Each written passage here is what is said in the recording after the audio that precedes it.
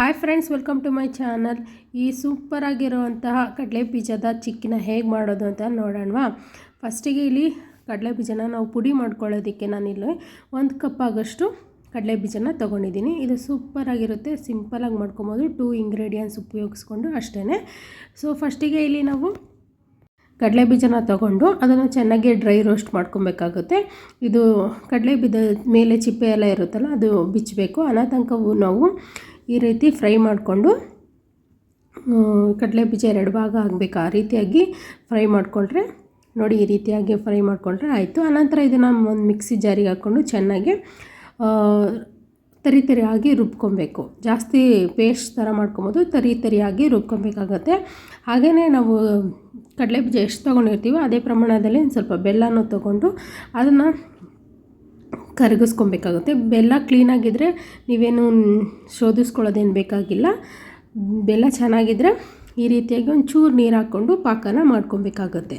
ಇಲ್ಲಾಂದರೆ 1/4 ಕಪ್ ನೀರು ಹಾಕ್ಕೊಂಡು ಬೆಲ್ಲನ ಕರಗಿಸಿ ಶೋಧಿಸ್ಕೊಂಡು ಆಮೇಲೆ ನೀವು ಕಡಲೆ ಬೀಜ ಮಿಶ್ರಣಕ್ಕೆ ಹಾಕ್ಕೊಂಡ್ರೆ ಆಗುತ್ತೆ. ಸೊ ನಾನಿಲ್ಲಿ ಬೆಲ್ಲ ಕ್ಲೀನಾಗಿರೋದ್ರಿಂದ ನಾನು ಒಂಚೂರು ನೀರು ಹಾಕ್ಕೊಂಡು ಅದನ್ನು ಪಾಕ ರೀತಿ ಮಾಡ್ಕೊಳ್ತಾ ಇದ್ದೀನಿ.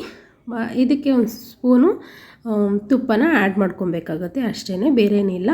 ಪಾಕ ಬಂದಿದೆಯಾ ಇಲ್ವಾ ಅಂತ ನೋಡ್ಕೊಳ್ಳೋದಕ್ಕೆ ಈ ರೀತಿ ಒಂದು ಗ್ಲಾಸಲ್ಲಿ ನೀರು ಎತ್ಕೊಂಡು ಅದಕ್ಕೆ ಸ್ವಲ್ಪ ಹಾಕಿದ್ರೆ ನೋಡಿ, ಈ ರೀತಿಯಾಗಿ ಕಟ್ಟಿದ್ರೆ ಮುದ್ದೆ ಥರ ಬರಬೇಕು. ಮತ್ತು ಕೆಳಗಡೆ ಹಾಕಿದ್ರೆ ಟನ್ ಅಂತ ಸೌಂಡ್ ಬರಬೇಕು.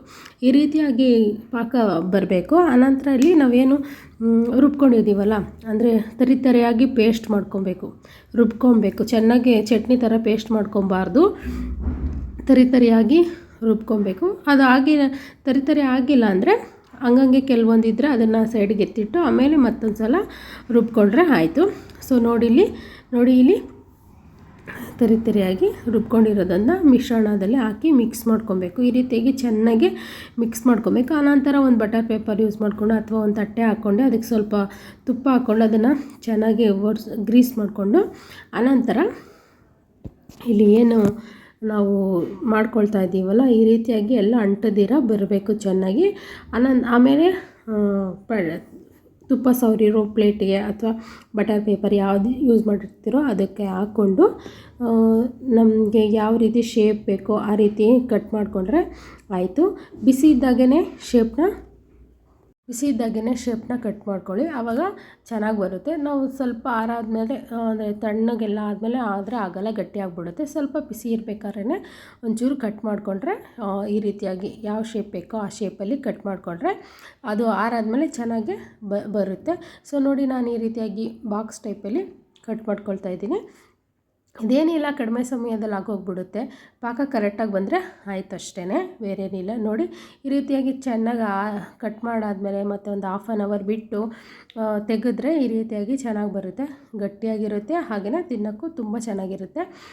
ಪಾಕ ಕರೆಕ್ಟಾಗಿ ಬಂದರೆ ಈ ರೀತಿಯಾಗಿ ಚೆನ್ನಾಗಿ ಬರುತ್ತೆ. ಸೊ ನೋಡಿದ್ರಲ್ಲ ಫ್ರೆಂಡ್ಸ್, ಈ ಕಡಲೆ ಬೀಜದಿಂದ ಪುಡಿ ಮಾಡಿರುವಂತಹ ಕಡಲೆ ಬೀಜದ ಬರ್ಫಿ. ಈ ವಿಡಿಯೋ ಇಷ್ಟ ಆಗಿದ್ದರೆ ಪ್ಲೀಸ್ ಹೋಗಿ ಒಂದು ಲೈಕ್ ಮಾಡಿ, ಹಾಗೆ ನನ್ನ ಚಾನಲನ್ನು ಸಬ್ಸ್ಕ್ರೈಬ್ ಮಾಡ್ಕೊಳ್ಳಿ. ಬಾಯ್.